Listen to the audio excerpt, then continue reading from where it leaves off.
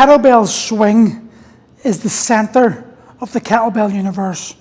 So unless you've got the movement correct, you're going to struggle with all the subsequent exercises that are applied on top of the technique of the swing. So the first thing we've got to do is we've got to make sure that your swing technique is correct. And the way we do this is by using the wall. To first of all, teach ourselves the difference between a hinge and bending over. I'm going to walk myself a few inches away from the wall. And now what I'm going to do is I'm going to bend over. If I bend over, my head hits the wall. Why? Because my butt stayed where it is and I've leant from my back forward and I've hit myself on the wall. Now what I want you to do is I want you to be able to push your butt back and bring yourself down the wall without touching it. But we're just going to go back and stand up. Back and stand up. I want you to be aware of your feet. When you push your butt back, are your feet starting to lift up and are you losing your balance? Or are you gripping the ground hard with your toes, like gathering the ground up, not crunching your toes, but like you're trying to gather the ground? And we're going to hinge back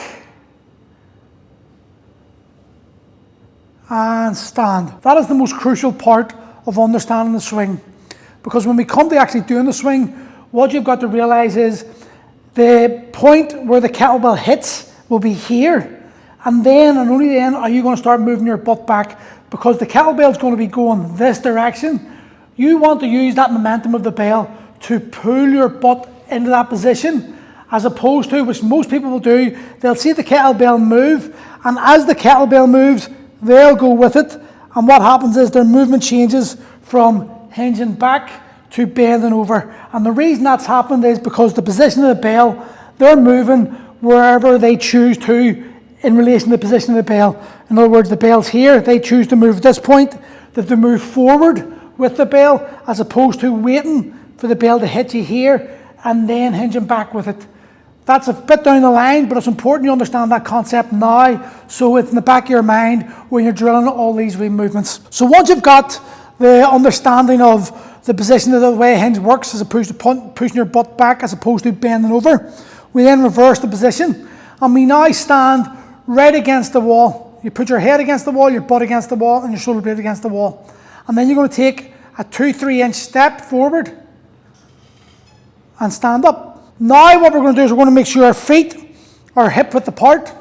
We're going to put our hands on our hips and we're going to push into our hips to give that proprioception feedback of the direction we want to go. Because if I go here, the energy is pushing this way, so then I push my butt back, I touch the wall, I stand up and I squeeze my butt tight. You'll notice what I didn't do. I didn't go through like that. I pushed my butt back and I stood up. Push my butt back, stand up. And I'm pushing my butt back, I'm pushing into my hips to give myself that proprioception, so I know the direction I want to go.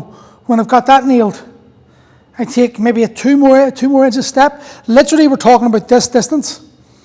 And I push my butt back, and you'll see how much more range of movement I've got from that wee tiny step. So it's important that you take small steps when doing this. Push my butt back, stand up, push my butt back, stand up. When I've got that nailed, for this, I'm probably going to take about an inch step forward, because that's as far as I'll need to for my full range. And I'm going to push my butt back, stand up, push my butt back, stand up. When I stand up, I want to squeeze my quads tight, I want to squeeze my abs tight, I want to squeeze my ass tight. So every time I'm in this top position, I want to think like it would be in a plank position. So I'm here.